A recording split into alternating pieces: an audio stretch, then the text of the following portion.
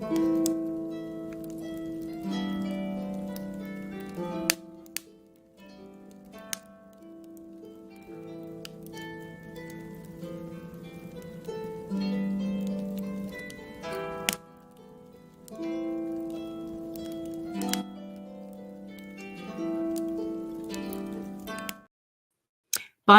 Vacorja, welcome everybody.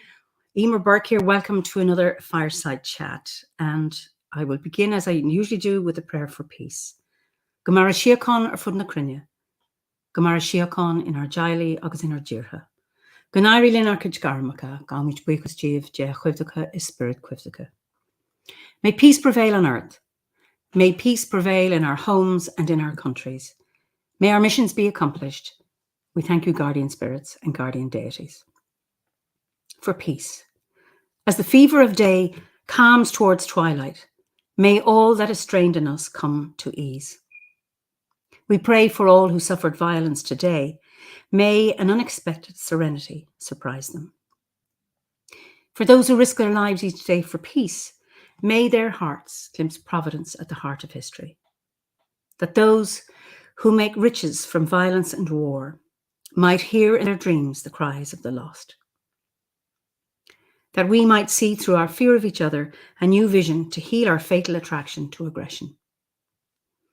That those who enjoy the privilege of peace might not forget their tormented brothers and sisters. That the wolf might lie down with the lamb, and that our swords be beaten into plowshares. And no hurt or harm be done anywhere along the Holy Mountain, with thanks to John O'Donoghue. So it's lovely to be back after it seemed like a long, long time, and just see where everybody's from. Montreal, wonderful West Yorkshire, deepest, darkest Elmer's End. That's wonderful. Stratford upon Avon. Poppy, you're not in Crete. Okay. West Yorkshire, Wyoming, Washington. Thank you, Lisa, for saying you miss me. That's lovely. West Cornwall. Sunny Wyoming. Well, actually, we are having an Indian summer here, and it's quite hot, well, by Irish standards. And I have to say it's very welcome, because I think we're going to have normal weather next week. Poole in Dorset, Madrid, Spain, BC. I used to take that. That's Canada. Denmark. Lovely. Where else is people from? It's lovely to be back here. Boiling London. Okay, so we're not quite boiling, but by our standards, perhaps so. And Pat from Ulster, Ardnamurchan, hi John, Whidbey Island, Washington State, Belgium, Cornwall, North Hampshire. Somebody's saying it's too hot. Don't complain, it'll be cold enough soon. New Orleans, lovely. Gloucester, Nuremberg, Spain, Croatia. Oh, Kinsale, County Cork, Arizona, sultry Slough, Huddersfield, Finland. North Hollywood, California, Plattsburgh, New York, New Hampshire, wonderful. Richmond, wonderful. Kentucky, Liversedge, not far away. Staffordshire, Antwerp, Belgium. Just wonderful to see you all, and great to be back. And Drogheda, okay. And Catherine, you're looking forward to the colder weather. Well, it can wait for me. I'm just really enjoying the warmth. So we're going to the Netherlands today. Let me introduce you to my guest this evening. It's Sharda Morgaine. And Sharda, you're so welcome to this Fireside Chat. Thank you. And so we met at the Dryada camp in June in the Netherlands. And I thought you'd be very interesting person to bring on for this chat. So just tell our viewers where you are in the Netherlands. I am in Harmelen. And Harmelen is a very little village. It's between Utrecht and Woerden. In the middle of Holland, actually. In the middle of Netherlands. So I know in the middle of the lands of Ireland, it's very flat and dreary. And I know obviously you don't have many mountains in the Netherlands, but what's your landscape like? Flat. And we are in the middle of the weilanden. In the fields, we have cows and sheep and everywhere. You go one step out of Harmelen, only 8,000 people live here. And then you are in the middle of the nature and cows and sheep and farms, and it's lovely. It's the green heart. They call it the green heart in Holland. Oh, lovely. Hmm. Sorry, Sean, I said didn't realise the Irish Midlands were dreary. Well, it was a famous poet called the Dreary Midlands with their tame canals. I think it was either Louis MacNeice or Thomas MacDonagh. But so the green heart of the Netherlands. Do you have any sacred sites or their special places? We have a lot of special places in Holland. We have special. We have water, wells. We have wells. We have special trees. We have the places, hunebedden, we call them, the stones where people were buried. And we have the hills, the grafheuvels. My English is failing. You know where they bury the people and they put a hill. So they're in the hill, and we have a lot of those too. And yes, they're lovely places to go to. So those burial places. So how old are they? Oh, about 1,000 years, maybe even more, maybe from 600 after AD. Okay. I'm not sure. I think that's it. In Dutch, they call the clockbaker people, and I'm not sure how to translate that in English. Oh, sorry, it's 4,000 before Christ. I wondered because I wouldn't. No, sorry. Still a bit nervous. Okay. And then you said special trees. Are there any particular trees you'd like to tell us about? You have trees where you can put in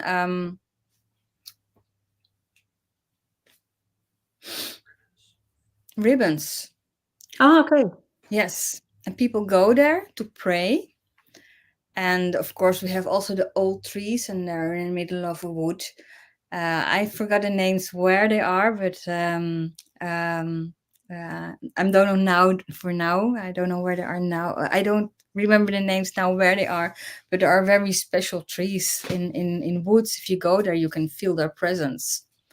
It's not, I think, like in Ireland or in England, but we have them too in Holland. Okay, I mean, we too, both in the UK and here, have special trees, rag trees, we call them here. Maybe in the UK, clootie trees, where people put ribbons or special things on as prayers and offerings for healing or intentions. And then, so I just want to get back. It was the Beaker people, Julius suggested, when you talk about the people who built those burial mounds. So what do they look like? Are they like mounds with grass on them, or can you see the bare stone? Just little hills, very little. You wouldn't consider the hill actually. It's just a heap, and that's it. And people and people nowadays just use it to go to walk or to bike over it, because they don't know what's for, what it has been. Okay, so there's no entrance. There's no obvious entrance. The whole thing is covered over. Yeah. No. Okay. And have they been excavated? Sorry? Have they been excavated? No. Just everything is like that. Okay. And then it's interesting, so I'm looking at the similarities. You have your the sacred trees with the offerings, and then your wells. And are they dedicated to, because usually here they're at this point in modern times dedicated to a Christian saint. Are they dedicated to Christian saints there, or do you have that notion? I mean, obviously they were there in pre-Christian times, but yes. They took it over. They took the names, and they took the wells, and they took the holy the holy places, because there were the holy places. Everybody went to those kind of places. There's special energy. So now there are the churches, and there are the or they hide it. There's also a possibility. They hide it so they don't want people to go there. Okay. And do you in these sacred wells, are they associated are some of them associated healing? Here with wells, you may have something that is a cure for sore eyes, or a well as a cure for sore knees, or a bad back, or a cure for warts or bad skin. Healing. Do you have those kind of wells? Those kind of wells? Yeah, yes, for healing. You can go there and drink the water, or if you can take the water, take it home. And a lot of them are for Maria now. And they're what? For Maria. For Okay. Mary. Yeah. And there are lovely places to go to. Yes, but there are for healing and for soothing, and but not that I know, for specific things like. Okay. All right. So Taimi, who's from Finland, she says, I swiftly looked up something which gives a little more information about the prehistoric times in the Netherlands. So it's Wikipedia prehistory of the Netherlands, if anyone wants to look those up. So thank you for that, Taimi. So are you in where you live? Gemma says, I was at Bridget's shrine in Fahar today at the Eye Stone in the hope that it would help my migraines. Yes, because I hope it works for you, Gemma, that we have wells that have specific purposes. There are general wells, and then there are ones that have particular. I mean, it's amazing the testimonies from these wells in terms of how specific they are in terms of how they heal. So anyway, good luck with that, Gemma. So in your living in the green heart of the Netherlands, do you have a seed grove, or do you have a seed group or a grove there? When I started Druidism, I had we started a grove ourselves, a seed grove ourselves. It was in the time in COVID, so you couldn't go outside. And somehow Druidism came on my path, and we had a group of 5, and we did a guestu every week, everybody for himself or herself. And then on Friday we came online together, and we just discussed it and told your insights, and that was lovely. It was a good way to connect, and a good way to go deeper within ourselves again. And yes, what was your question again? Do you have Oh yeah, my grove. Yeah, well, it's not really a seed grove, a seed, but it's not anymore. But well, yes. Oh, I'm sorry, I'm so vague.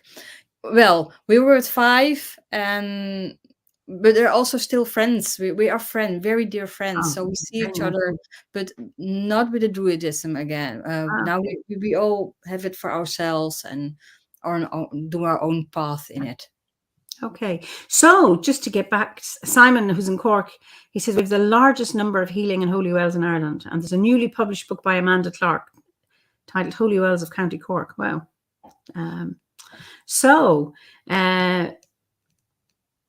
And then Sean Clancy says, Sean was a guest here months ago. We tested the Bridget's well at Ishnok. It had a tradition of many cures, but a big one was headaches and mental health issues. Turns out the water has trace elements of lithium. That is really, really interesting. There you are, Gemma. That might help the migraine as well. You might head off to Ishnok as well. That's really interesting. So what brought you to Druidry then? Or how did you find I've always been interested in the pagan things, and my parents were Christians. I was raised as a Christian, but then at a certain moment, I said, no, this is not for me. And I did a lot of things, Buddhism, and then some Celtic things, and then I went to the Mayan calendar, and I Okay. really did things with that, really into that, and then I did for many years Northwest European shamanism, and that stayed. It sticked, and it was because it's a way of living. It's not something you do. It's a way of living. You integrate it into your life, in your being, and then somehow I was always interested in England, in Ireland, in Celtic things, Celtic stuff, and then somehow Druidry came into my life, and I wanted to go deeper within myself again from another path, and then Druidry is perfect for that because it's about yourself.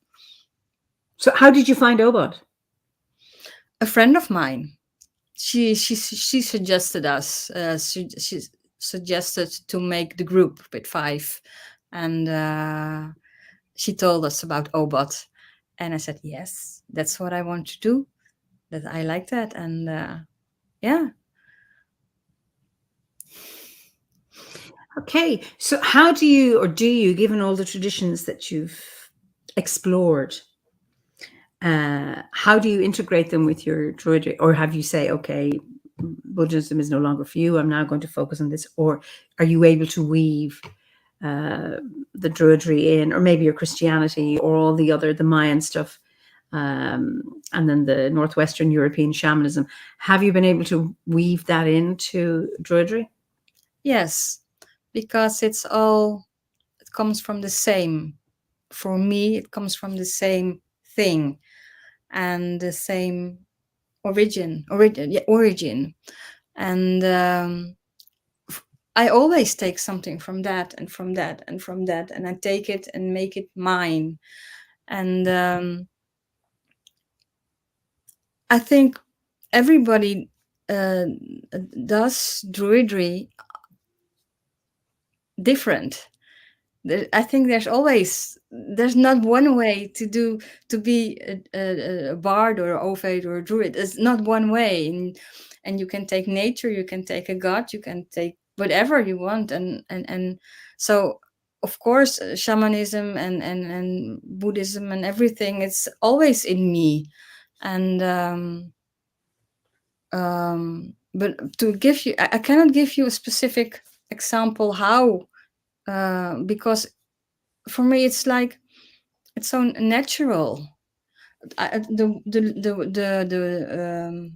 The ground I walk on, it's important for me to feel it and to make contact with it, because it's the land, and the land gives you roots and gives you the information, and it gives you ground. And so when that started to be important for me, to if it was shamanism or something else, or druidism, I don't know, or druidry, it was just you know, I live in Holland, I live here, and I can try another philosophy, I can make other gods, but I live here in the Netherlands. So all the spirits here are from here. So if you want to make contact with the land where you are, you have to embrace that, I think. Mm-hmm. And so for you, your connection with the land is through Druidry, not through any other spiritual path. Shamanism. Shamanism, okay. Yeah, very important, because the shamanism I was I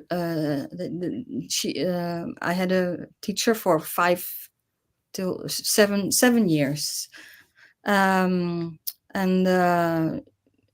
she was really how do you say the word in English? Nuchter?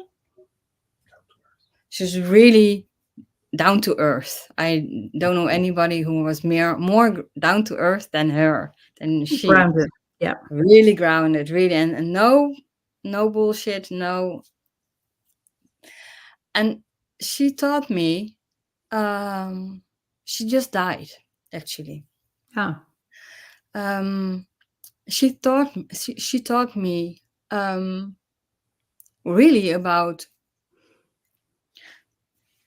the spirits here, and I was always looking for somewhere else or other things, and she taught me about the spirits here and the land energy here and the gods from here, and that was very important. And then to do druid, and then I found druidry, and then you can just build on that basic. Mm-hmm.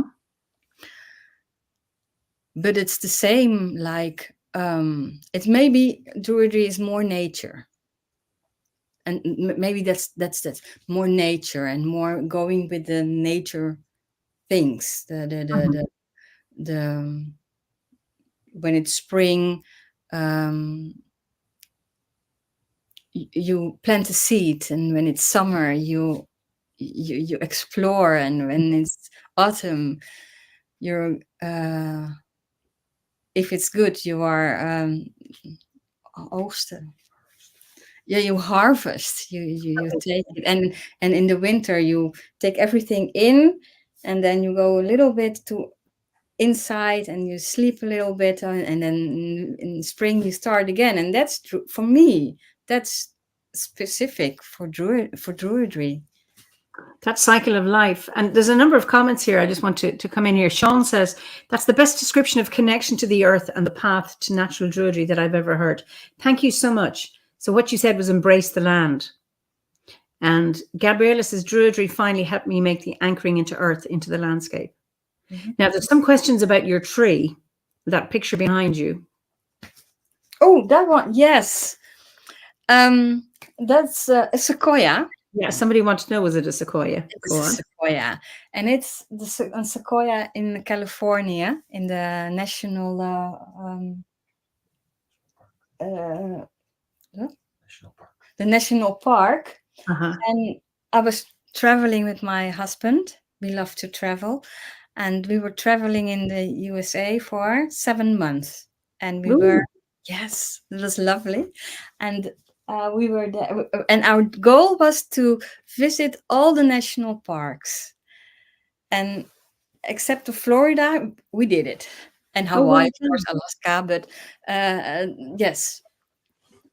So how did you travel around? You in a car? And the tree was it was a very special tree. It was on top of a hill, and it was not very, and I think it called us. And we went to the tree, and as you can see, you can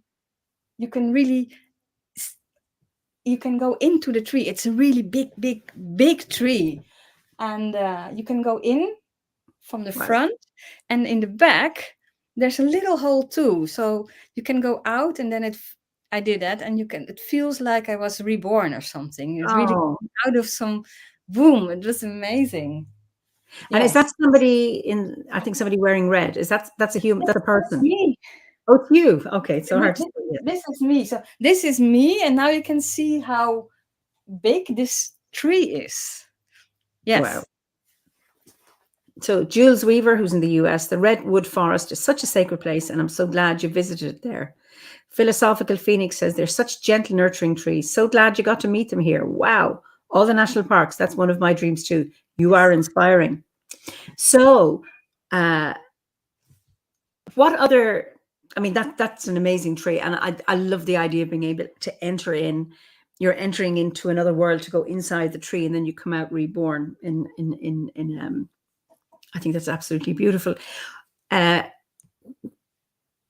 yeah, and Philosophical Phoenix says, my kids used to camp overnight in those hollow areas on giant sequoias. Yes. Yeah, musings from the woodland said like a womb. And did you get that sense of being in a womb and coming out? Yes, because if you're in a tree like that, it goes it's really dark and it goes up like that, and then you are comforted. It feels like you're surrounded by a tree. I mean, that's amazing. And it goes on and on and on, and it's huge, this tree. And we were there for 2 days, and it was very special. The first time we came there, it was sunny, and we played with it. And there were other people also, somehow they were there too, because it was strange because he was very secluded, very not near the path, but there were many people. And we played with a tree, and it was lovely. And then the next day it was dreary. It was really raining, but I was like, I want to go to that tree, because I played the harp. Well, I started again now, but then I really played the harp, and I wanted to play the harp in the sequoia tree. Yes, yes. So I took my harp, and that day it was a dreary day. It was raining and it was misty, and then I went into the tree. Well, we went into the tree. I went into the tree, and then every sound was gone. It was just in the tree, and outside you heard the dripping and just like that. And then I played the harp in the tree, and that was magical. It was magical. Yes, that's an amazing experience. So I'm trying to, because I haven't been inside a sequoia. We have a sequoia in a woods nearby. And it was that soft bark, spongy bark. Mm-hmm. It's always damp. It's always spongy here because we have so much rain. So when you're in there, are you saying that I've been in a hollow tree, but it's been maybe a little bit above my head.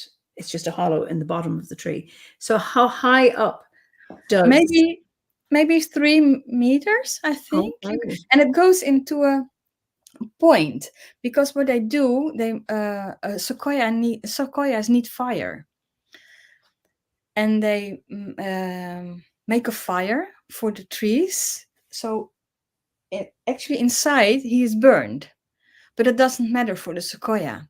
But he needs the fire to let his seeds go down.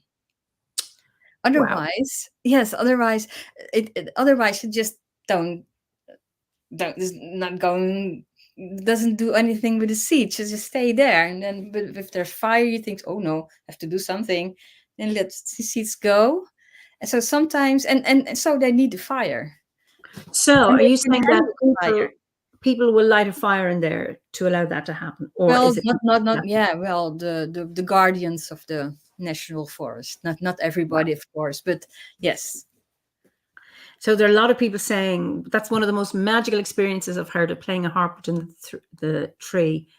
And Christine says, I remember as a child in the 60s riding in a car through the tree. I felt like we were in a magic forest, and it set me on my path knowing they were able to understand me. And I remember in school seeing a photograph of knowing what one giant red a roadway went through.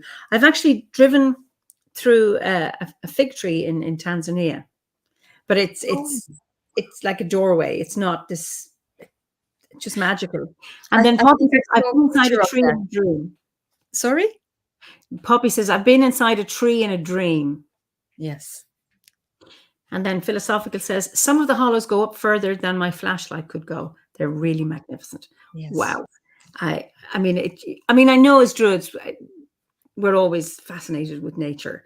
And I know the nature from my own landscape, and then hearing about amazing things that happen in other landscapes. It's just always just incredibly fascinating. We're full of surprises. Now, musings from the wood. I wonder how they discovered that with the fire. Well, I know I lived in Southern Africa, and there's the national flower of South Africa is the protea flower. It needs fire in order to reproduce. So there've always been bushfires. So I imagine that when there will be a naturally occurring bushfire, that's when they would notice the trees dropping off their seeds. And of course, now, given all the fires and the damage that's happening, it's around controlling those fires now, but still allowing them to happen in a healthy way. Yes. Yeah, that's true. And Julia says, we went to drive through that tree only to find it had fallen down the year before. Oh, okay. I suppose, trees have their age like humans, and it's really, really sad when they fall. I was in was it 2017 in Italy at a Druid gathering, and we went to see this old. It was known as the beach king. It was an old beech tree, and a ginormous beech tree that we went to see, known as the king of the forest. So people would go, like a tourist attraction, and we could see where there had been a fault in the tree. I think it at one point had been struck by lightning, and then it must have been within a year, a bad storm, and that fault just very, very sad. Yes. So. And then Philosophical says, sequoia and redwoods create their own microclimate. Gabriella says, the Dina people use bushfires to propagate various trees and plants. Yeah. Yeah. Yeah. So. Yes, but trees are so important for people everywhere around the world. Yeah. And all of them have their own magic. We've been to the Pacific too. Yeah. My husband and me. Yes, we love to travel. We went for 9 months to go there. Just that, and it was, and we saw a lot of, they call it banyan trees. Yes, the banyan tree. Yeah, banyan trees. Yeah, and they're for the four elders, for the four. How do you say? For the elders, the ancestors. For the ancestors. And they're really so respectful for their holy trees, and to see those really big banyan trees, it is yes, I love trees. So you spent 7 months in the US going to all the national parks, and then you were 9 months traveling as well. So how often? So how do you manage to earn a living? How do we manage that? Yes, and we went to South America too in 2005 for 4 months. And in 2011 we went to the US, and in 2018 we went to the Pacific, and then that means then New Zealand, Australia, and everything that's on the right of that. So Cook Islands, French Polynesia, Easter Island, Tonga, a lot of those places over there. And it's not that we are rich or something like that, but it's our priority.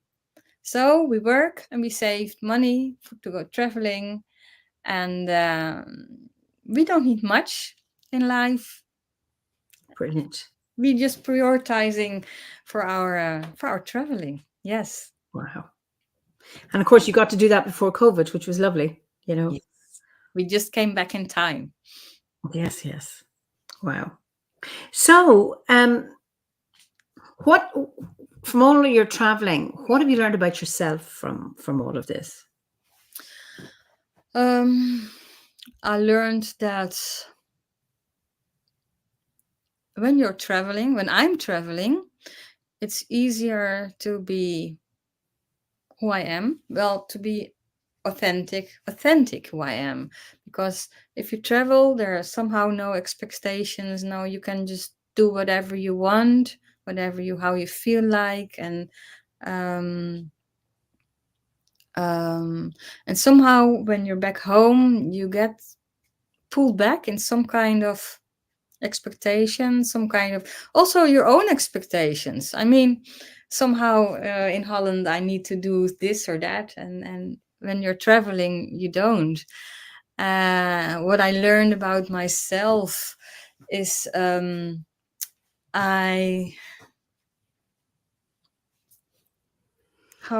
that's the easiest way to say that. I'm very sensitive for energy. Mm-hmm. And everywhere on the world you have sacred places, have you energy knots and stuff like that. And somehow we're always drawn to that kind of places. So we put strings together, we make connection to the places and the people who live there. And so it feels like that's some kind of thing we need to do. I need to do, my husband too. We need to do that. And but maybe it sounds strange, but it's like we're connecting things. And it's been an honor, it's been a blessing to go to so many places, so many sacred places, and to feel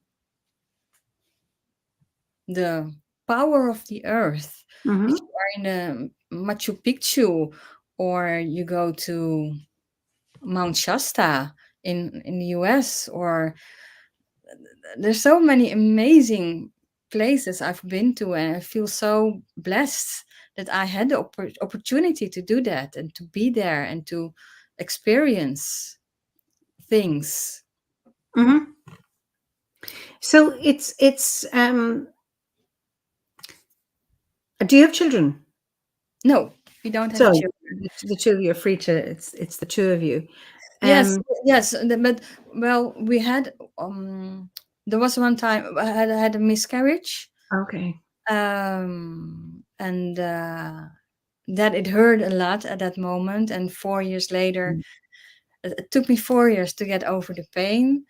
And after that, but then she came to me, and somehow she spoke with me, and she said, "I came to you to make you a mother." Yes.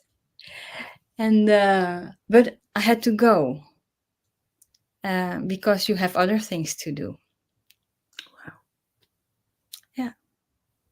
So I feel I'm so glad she came to me, because she made me a mother. And then she made me whole. Yeah. And then she went away, but she's still around sometimes. And her name is Morgane, by the way. Yes. But what a gift to have to lose a baby and then to recognize that that experience has made you whole. That's really profound. Yes. It took me a lot of time. Yeah. That's not an easy thing to discover. Of course, because it's so painful. But then it just came clear why. And if she had been here, my husband and me, William, his name is William, we couldn't have done all the things we have done. We couldn't go traveling for 9 months. I mean, how can you do that? So and I trust the universe, and universe always brings you things you need. And sometimes they're nice things, and sometimes they're not.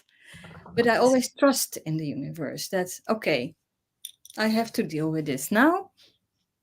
It will bring me something. Yeah. So Morgane gave me something too. Wow. Yeah. Anne says, sending sympathy for what you went through and admiration for your amazing acceptance and courage in understanding the experience so deeply. Thank you, Anne. Thank you. Philosophical says, that's a hard loss to get over, but how lovely to receive that comfort from your daughter. Philippa says, she gave you freedom. Yes. You know, it's incredible to be able to see the gift in loss. And so profound and moving, says Jennifer. What a beautiful gift from Gabriella. And Sean Clancy says, oh, wow, mother to the divine. And Anne says, traveling with an open mind and spiritual awareness can be such a wonderful way to connect different energies and different cultures. Yes. Wow. So, but that's the thing. If you travel, that's our way of traveling. We always are open to everything around us, to and you always we always we have met the people we had to meet, we came to the places we had to go, and it's just a flow, you know, you go from A to B to C, and the universe, if you listen, the Mhm. universe guides you. And the strangest thing that happened, well, not strangest, but one of a very particular example is we want with the car go to A to B, Okay. and then the car broke down. Of course, our RV broke down, Yes. and then we were in C, and then somewhere in the middle we were in C, and we had to stay there for the night. And we came at the camping ground, and the person there said, "Well, there's a storm coming, and but if you are really in need, you have to hide in the bathroom." And I said, "Okay." And they said, "We are leaving." Yeah, okay. What kind of storm is coming? And they said, "Well, there's a very big storm, and there were hails like this." I cannot Mhm. know, really big hails. Um, and uh, somehow we landed. We were in the middle of the storm, in the eye of the storm. So it was relatively calm. And everywhere around us, it was chaos. It was mayhem. And had we been at B, and where we were supposed to be, our car wouldn't have survived, and our trip would have been over. Wow. So that's what happens if you listen to the universe, I think. And if Wow. it guides you. So that's why I trust it so much. Yeah. That's a beautiful example. Yeah. Tracy says, I'm not in a financial position to travel far, but I've grown connections to sacred places here in Ohio, Mm. like the Serpent Mound and the many Hopewell burial mounds. I walk barefoot and absorb energy. I heard about the Serpent Mound in Graham Hancock's series, the Ancient Apocalypse, and he talked about the Serpent Mound, and that is absolutely fascinating. I don't know if you got to see it. Not yet, but it's on my list. I want to watch it. I heard about it, and I still want to see it. Yes. Just fascinating. Wow. James says, incredibly powerful sharing, such openness. Wow, truly strong and inspiring. Okay. Absolutely, James. Oh, and I don't know, the girl, the woman, she said you don't need to travel actually to see or to experience amazing things, because everywhere around you there are beautiful things, and magical things. Yes, you don't need to go around the world to. I think it's about connecting with it, a bit like your shamanic teacher teaching you how to connect with your own landscape. And it's about finding the magical, because, you know, you say with those mounds that people ride over them on their bicycles, whatever, and not awareness, but it's about tuning into the magic of it. I think there's magic to be found in the simplest of places. Mhm. I think it's easier when you're in a well-known place, and then when it's all advertised, but to find the magic in the ordinary. Mhm. Sean has a question. Do you find a new appreciation of your home landscape, having connected with so much of the world?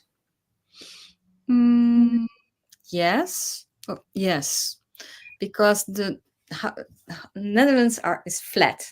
You guys can see just very far away, and that's special too. That also has a kind of energy, and of course I love it too to be here. Um, the Everywhere is different, and also I like the Netherlands. I also like Holland. Yes. Yeah. And but what I really, but that was with the US. I mean,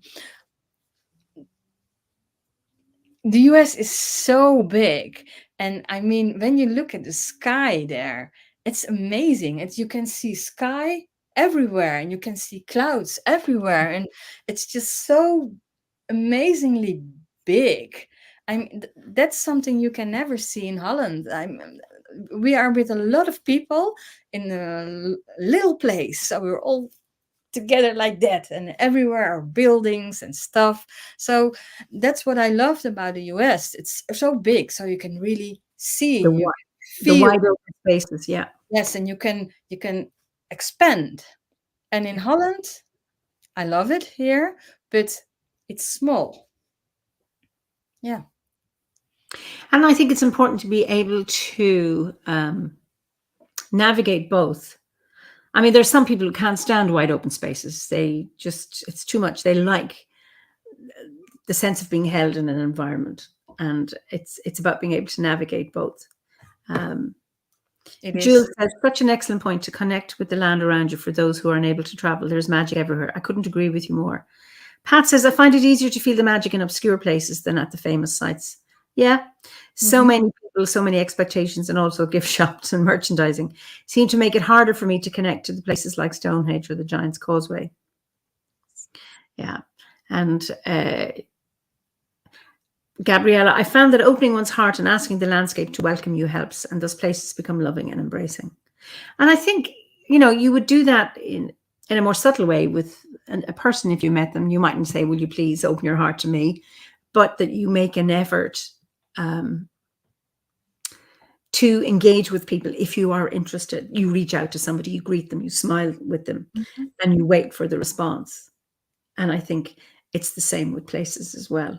And actually seeing it, rather than with the glamour of the fame of the place or whatever, but actually connecting with the landscape, like you do with ordinary people. If you're Yes, only interested in famous people, life gets fairly dull, actually. I think so too. Yeah. Yeah. And I think it's very important to uh um what was I want what did I want to say? To be respectful to the place, Yeah. because it has a soul, and it wants to be greeted. And if you go there and you only take, then it's just drains, and it just closes up, like Stonehenge actually. That's my experience with Stonehenge. If you go to Stonehenge and you walk the path around it, and there's just a big wall around Stonehenge, like Stonehenge is saying, no, just stay there. I'm not interested. But if you go in between the stones, and Stonehenge let you in, that's extraordinary. Mhm. That's extraordinary. That's so many layers. That's true. And people might feel that with going up to the Tor in Glastonbury. They say, I'm heading on up, and then they're at the bottom and they go, no, I'm not meant to go today. And that's a really interesting one around when it's right, when a place accepts you or not. In that moment, it's not, it's just sometimes it's the right time and sometimes it isn't. Mhm. Amy has a question for you. Did you ever realize and feel that you are a person of the old world? Again, sorry, the question again, please? I'll put it up on the screen. I don't know if you can read this. Did you Um, ever realize and feel that you are a person of the old world? yes. Yes. It feels like, I'm not sure what you mean with the old world, but I know things. Mm, I have a lot of background information, uh, which is not common, I think, not common knowledge. And that's what I'm supposed to do here, to make the connection, or to tell it to people, or to um, not making it something special, but to it feels like, there's a reason why I'm um, allowed to travel this much, because it's extraordinary to do that Mhm. like this, to have the opportunity to do it like this. Uh, so it's given, and we do it because we are called to do it. And somebody, Poppy says you're an old soul. So where are you getting this? Where are you getting these insights or this information from? How does it come to you, or how do these insights come to you? Intuition. Okay, I mean, does it happen in a particular place? Does it happen when you're meditating? It happens if I'm me, if I'm connected with myself, Okay. and then I learned to trust my intuition, however strange it is to do it. How, yes, or to say it, or to. I learned to do it because I know there's a reason, and always, if I don't do it, I always krijg spijt. I always regret it. Okay. And do you have a particular practice No, that helps you? but that's the thing, actually. That's the thing I'm looking for now. How to put what I'm good at to do in a practice. It's so difficult. I think my question is not putting it into practice, but do you do something special in order for you to connect with yourself? What do you do to create that connection?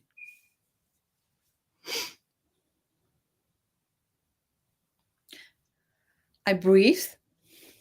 Okay. Yeah. I just take and make the connection with my body. Mm-hmm. And I have to trust myself. And I think that's it.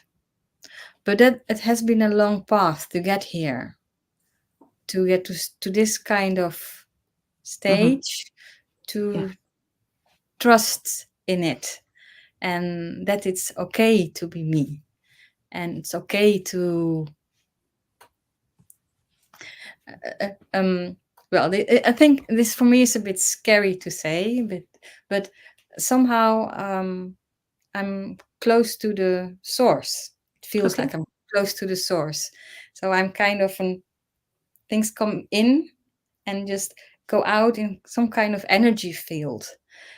And when people are around me, or not, they don't need to be around me, but they can take everything from that field. And it is if people get how do you say that, sometimes it's difficult to get to the source, to make connection to the source, and I'm somewhere in between, and I just have to be me, just okay. It's difficult, but sometimes, but I had to learn that. But I have to be, when I'm me, then there's some kind of field around me, and people can just come in that field and get to themselves and get closer to the source. Is it clear what I say? Okay. So, And then I just don't, and I don't even know they're here or they're taking something. That's okay. They don't take from me, they take from the field that's around me, or something like that. I think that's the best description. okay, I because just Bloom learned. says, I see where you're going with this. How, yeah, somebody says, I need a time alone to make a connection with me. So, Tammy says, for some, it arrives when spirit feels that the moment is right. It doesn't necessarily need a certain practice. Yeah, and that may be the case. How do you know when you're you? When I'm sure of myself. Okay. Yes. When I'm not afgeleid. When I'm not distracted by what other people think or do, Okay. or when I'm making them more important than my opinion or my thing.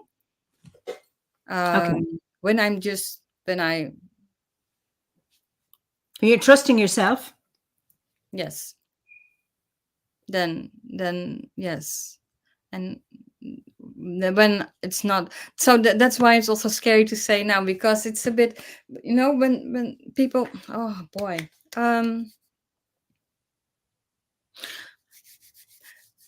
I have to put myself out there no matter what, and that's scary for me. That's scary because it feels so vulnerable. Yeah. And So, how does that manifest itself, or when you say you're out there, have you started to do that? And how do you do it as a healer? Do you do it as what? How do you do that piece? I just do. I just walk when I walk on the street. It can happen, and I don't know anything about it. Okay. That people are, but somehow people feel safe with me, or they come to me and they feel safe, or they can get to a part of themselves which they wouldn't. And so this happens in an informal way. So it's not as if you set Yes. up an appointment with No. somebody. So it's through chance meetings or whatever it is. Yeah, just by being somewhere, and then something like that. Liz says, all this definitely resonates with me. That's great. Yeah. And then obviously, But yes. it's difficult to put this in a practice or something like that. I mean, and I don't need to make money of it, but of course that's not what I want to. But it would be nice to put this in a way I can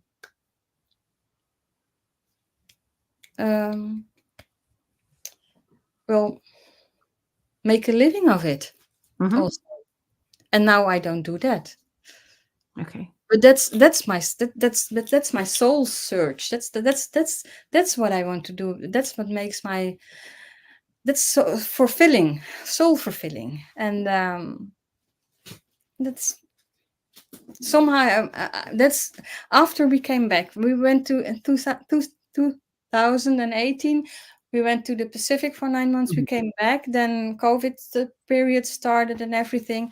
And for me, I just took the time. I take the time to put what I am, what I do, in some kind of format. I can do something with it, because I like to do. I like to focus this also, and that's very difficult to. So this is what, I mean, struggle may not be the right word, but this is what you're trying to unpack for Yes. yourself, so that it can manifest in a particular way that works for you, that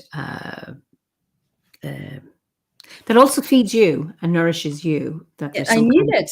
I need it. Yes, you because need it a little bit of structure Yeah. for it to be contained in some way. Okay. Yes. But I think that's how to say that. That's why I'm so glad with this conversation that you asked me to do it, because from now I just put myself I put myself on the line. I have to put myself out. So for me, this is a step forward, and I'm very glad. I'm very glad for the opportunity. Great. Thank you. Sean has a question. I'd love to know how you find your interactions with animals. You're so tuned into the lands and plants. Are there equal connections with animals, even people? Now, of course, that was a question a while back.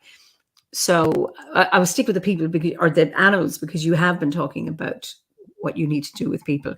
So do you have that with animals? Yes, and actually I worked 11 years for the animal ambulance. Oh, did you? Okay. Yes, for 11 years, and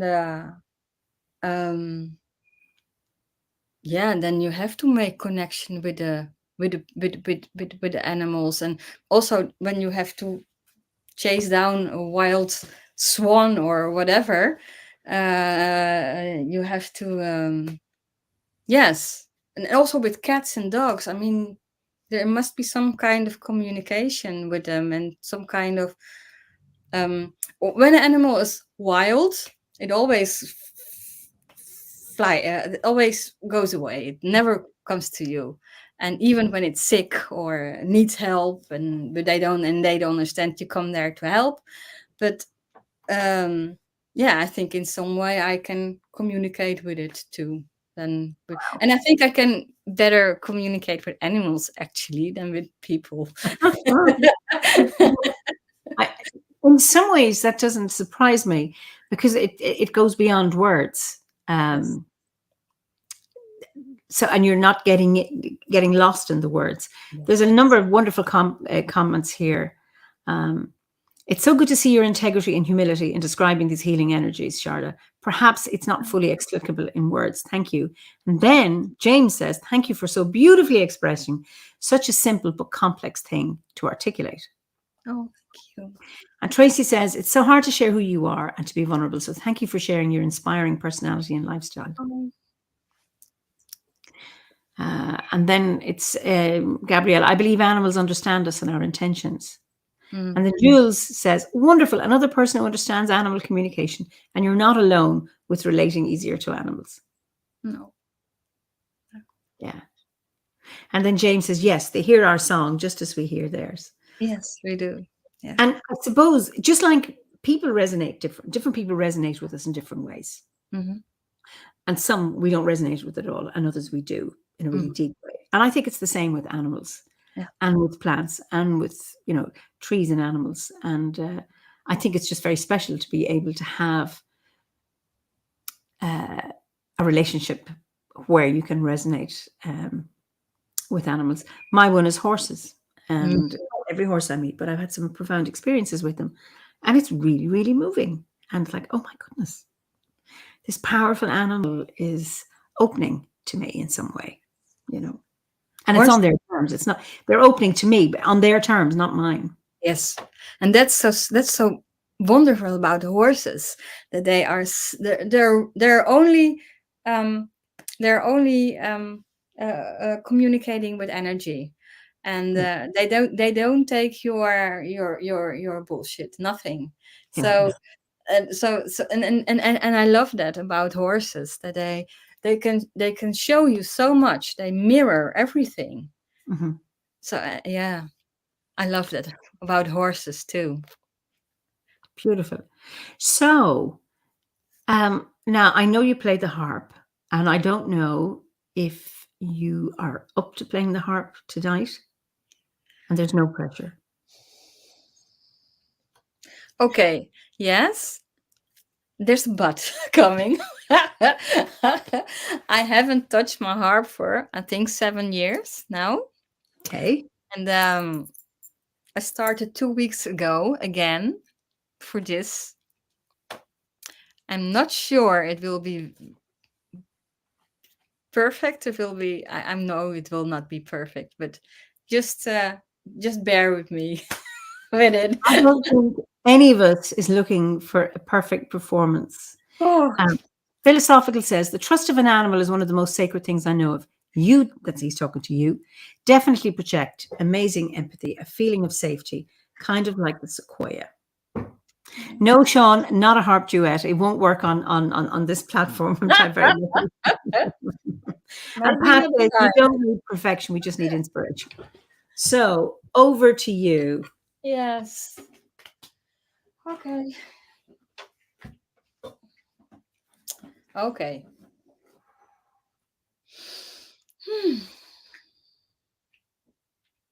Okay.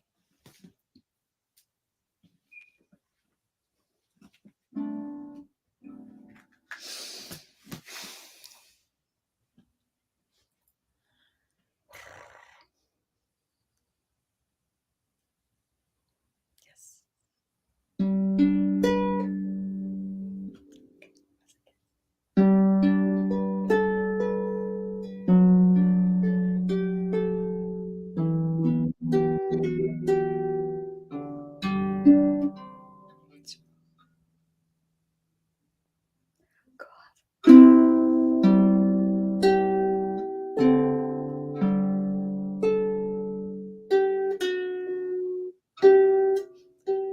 I'm not sure.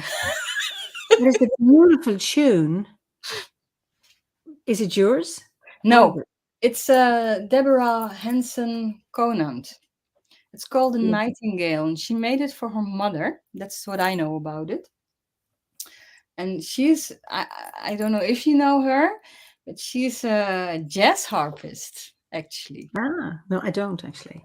And she plays, and that's, I think, I fell in love with that too. But I don't do it, but she plays the electric harp. Wow. Yes. Now, people are saying we don't care about perfection. Just let it come from your heart. That's lovely, rich and mellow. Oh, it sounds lovely. I loved it. Thank you. Gave me goosebumps. I can try a little bit more Go on. if you want to. Yeah. Mm, Relax. yes, just relax in it. Yes.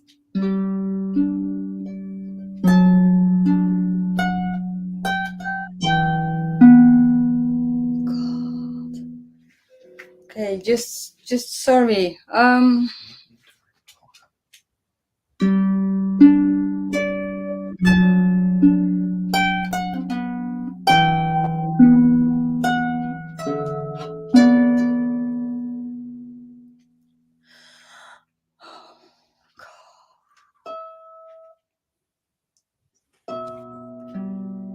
Oh jee. Brrr. Hm? I try one time more, and then we'll see what will happen. Beautiful. Just breathe. Oh God, just breathe. Yes. Yes.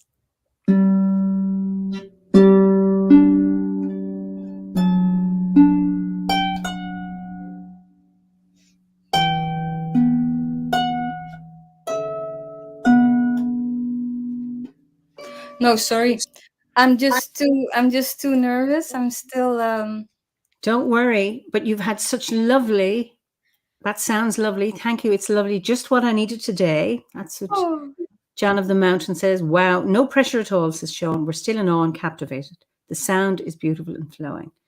So all you need to do, you may not to do it tonight, but get out of your own way. It's a beautiful tune. You know it. yes. And I've been there. I've been where you are. So I know exactly what that's like. Yeah. So, and here with our viewers, nobody judges. People just love. Like Gabriella said, it was wonderfully soothing. Virginia said it's beautiful. Oh, You're thank you doing so fine, you know? So beautiful and flowing. Sounds beautiful. Such Oh, beautiful notes. thank you. That's Peaceful really, sounds. really lovely. Yeah. In 2 weeks, probably I would have done this better, but for now, it's okay. And but and yes, I want to say to you, at least I'm playing again. And for me, that's very important because it was such an obstacle.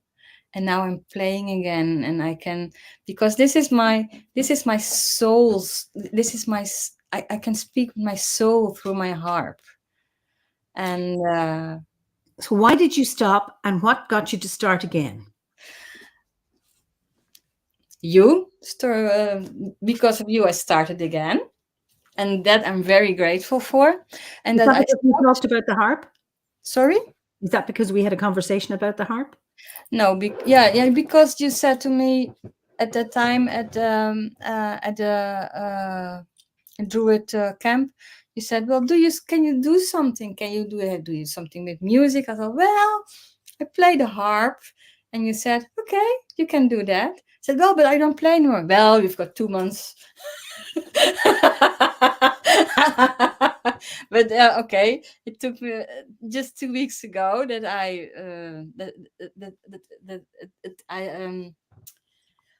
I finally took my harp again. But now I stay with it, so I'm glad. I'm very glad you put another funk. You've put another spark back for me, and that I stopped playing was because I was too much in my head. I was too much I just couldn't anymore. There was too much going on in my head, in my body, and everywhere around me, and woo. So that's why I stopped playing. So now finally the time is for me again to begin again. And also the same is with this conversation. Something new is starting, and it feels really like something new is starting for me again. I took a very big um in Dutch you say hobble, um obstacle. I Okay. took a very big obstacle to do this. And Okay. yeah, so Just something you said. You said it's my sole instrument, and that I think that's really important. I had learned the harp when I was 12 or 12, just for a number of months, and I left it. And then I met Siggy, who's a member of the order, who's a wonderful harper, and I met her in 2010 at a Novate Gorset. And I remember my vision of her is we've come out of a sweat lodge and she's sitting under a tree. It's frost everywhere and it's a full moon. And there's Siggy playing the harp. wow. And I said, you know, I used to play the harp once and I gave up. And she said, you must start again. And I thought, well, that's not possible. It's not going to happen. And a year later I did. And I remember messaging her saying, thanks to you, I've got my harp. Yeah. And she got Dave playing the harp as well, Dave the Bard. Yes. I heard him play once, I think. And it's just, and Bernie says, ooh, I love that honesty. Too much in your head. You're so right. I mean, I know when I've been in my head, it's been get out of your own way. And I can say that easily. And then I get into I get in my own way. So I understand all of that. Yeah. And then Nicola says, sounded beautiful. I'm about to start learning. Can't wait. Tracy says, I could never play an instrument in front of people, but what I heard was lovely and touched my heart. Anne says, I just love hearing the harp. So beautiful. And of course, Philosophical says, so natural to be nervous in that situation. And it was still so comforting. So, you know, it's that because the sound, what you did play, but what you've done now, I'm frustrated. I want to hear more. And that's what you always want when you've played something, is that you want people to hear more. That's what's lovely. Philosophical says, that inspires me. I have my grand's harp, but I've not played in 15 years or so. Thank you for the encouragement. Okay. Wonderful to hear that. Yes. Julie says, I used to play the piano, but my husband is so much better at it that I feel to inhibit it and haven't touched the instrument in 30 years. You're very brave. That's always difficult when your friend or some significant other you perceive as better at it, that you get inhibited. And it's like, find your own place to do it on your own. Yes. And it's always your own sound. It's always your own sound what you give. That's right. Absolutely. So, yeah. And I know it's my sole instrument because actually when I was 4, I said to my parents, I want to play the harp. And then my parents said, no, we're not going to do that. You can play with the guitar, you can play the piano, you can play the flute if you want to. And I did all of that, and I never was really enthusiastic about it. And I just left it. And then I was 34, I think. And we moved to no, was I 34? I'm not sure. Anyway, we moved to Harmelen, and there is in Woerden there is a music school, and I saw they had lessons for the harp, and I was like, oh, but I can still do that. It's still in my heart. I still want to do it. So that's when I started to play again. That's when I started to play. And I think I played for 5 years, something like that. And then I was not 34. I'm now almost 55. So anyway, somewhere in, you know what I mean. But I'm very glad I found it. I found harp lessons, and then I found a harp again for me.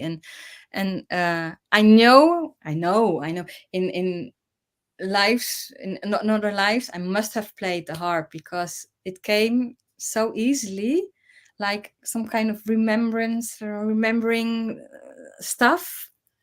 Yeah, So I must have done it before in some other life.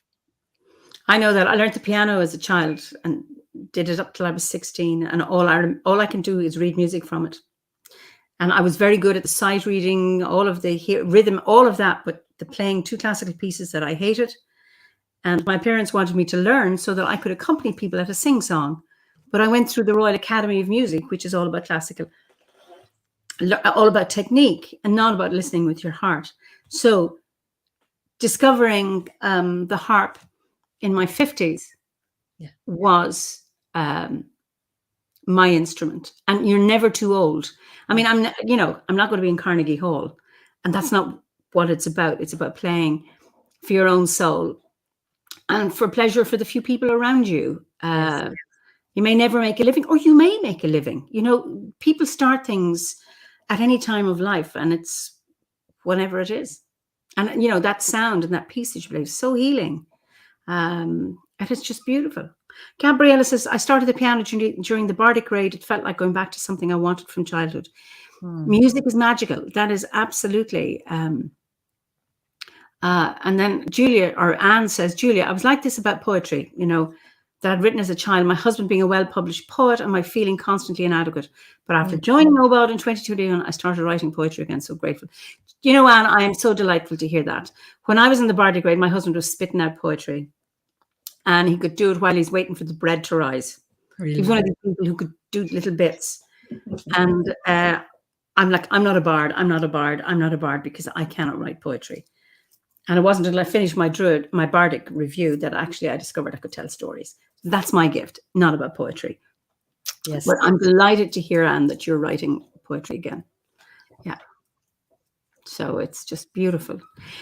We're coming to the end of our time, and it's been an absolute joy chatting to you and hearing you. And what is it? Sean says the smallest ripple creates the wave. I mean, that's absolutely what it is. Just doing it. And I would encourage you and anybody else who's mentioned, whether it's the piano or whether it's the guitar or singing or poetry or writing, just do it for yourself. Yes. And you know what? It's something about the outcome isn't the finished piece. The outcome is the pleasure that you have while you're doing it. Yes, absolutely. And I think because if you can enjoy the practice, the playing, the whole process of watching those chords or doing whatever the arpeggios or whatever you're doing, I think that's where it's at. And then the perfect piece that you can play to somebody else, that's another piece. But the first thing is about allowing your soul to speak through your hands, be it plucking on strings or playing on keys or using your pen or keyboard to write something. I think that's what it is. It's about the pleasure of the doing. Yes. And not being so invested in the outcome. That'll come, I think, when you have the joy of actually playing it. Yes, Karen, it's about the journey rather than the arrival. Yeah. And it brings you to a certain state of mind. If you do that, this is another wave you're on, and then something just happens. And yeah. Absolutely. So it's been such a joy chatting to you. And Philosophical says, this has been so nourishing to my soul. Can't thank you both enough. It was wonderful to meet you. So glad you're back. But thank you, Philosophical. That's really nice to say that. Thank you both. So encouraging and joyous. So wonderful to listen to you. And wonderful evening. So my final questions are usually... Gabriella's probably given up betting now. What is your favorite season and what is your favorite ceremony to mark the Wheel of the Year? My favorite season is summer because I love the sun. I just adore the sun. Everything about the sun. It's for me better to have hot weather than cold weather. Yes. So yes, please, sun and summer and just going outside and being with friends and family and stuff, and oh, I love that. And my favorite, my favorite festivity, no, the year from the, yes, The wheel of the year. Yeah. I think it's Samhain. Samhain. Okay. I love Samhain, yes. And that's the opposite of summer. Yeah. But I love that the veils are so thin.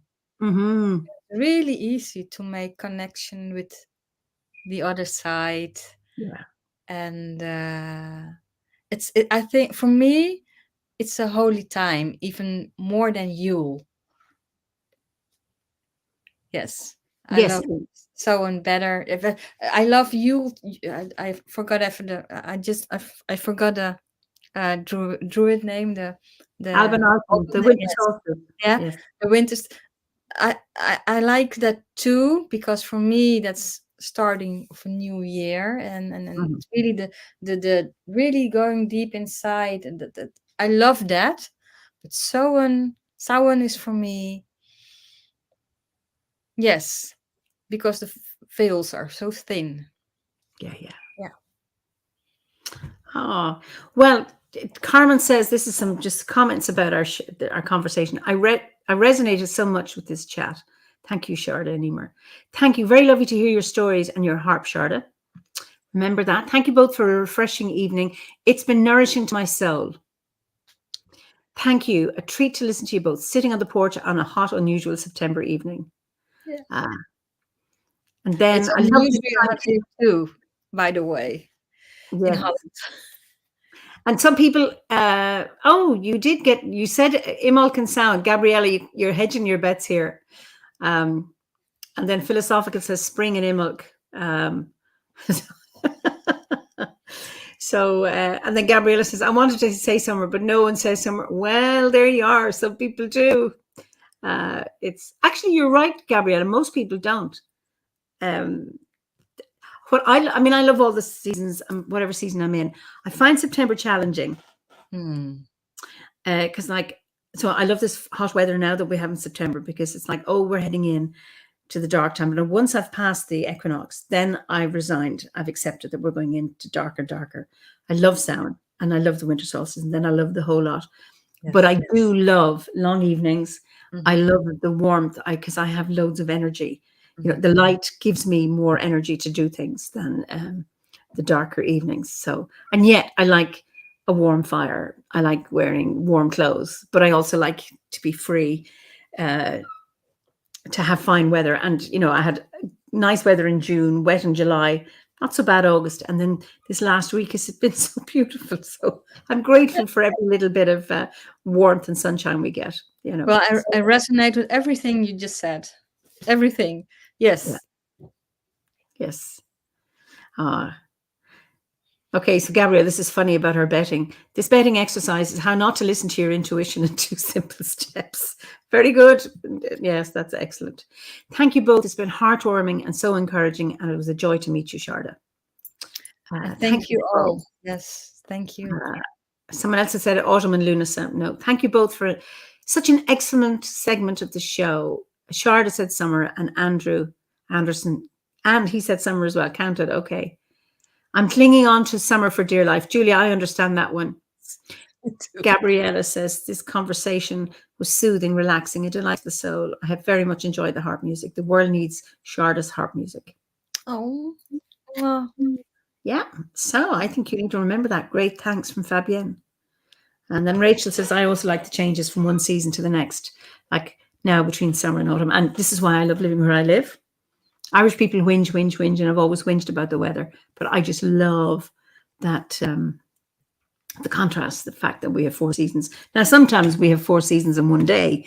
However, but I do like that we have that. Yes, I know what you mean. We've got that too, and we've got here that in Holland too. Yes. So, Sharda, I look forward to whenever I meet you again. It has been such a joy, and it was great. So, and good luck. I would say good night, lad. May you succeed with your harp playing, and I look forward to actually hearing you in real. Maybe we can play together one day. So anyway, it was just would lovely. love that. I would love that. And thank you for this opportunity, Eimear. It was lovely. There's a better word for it, but I don't know which. But it was, yes, you know what I mean. I do. Yes. Listen, until we meet again, Slán go fóill. So you hang on there because we're going to read Yes. the. We're going to read. And thank you for everybody who was there and asked the questions and just listened, and such a lovely things. Thank you all. Well, the viewers are amazing. So I'm going to let you stay there, but I'm going to send you back to the green room for a minute. So listen, thank you all. And again, you're always amazing. It's great to have the conversations and how support you are always of my guests. And it just makes these conversations so enjoyable for me. And, you know, usually my guests are nervous and in the end they're not. So thank you all so much. It's great to be back, and I will see you next week for another Fireside Chat. And until then, enjoy whatever weather you're having, if it's not too serious. But for those of you having nice weather, enjoy it and make the most of the sunshine while it lasts. So until we meet again, Slán go fóill. Good afternoon, good morning, if you're listening to a recording of this conversation. Until we meet again, Slán.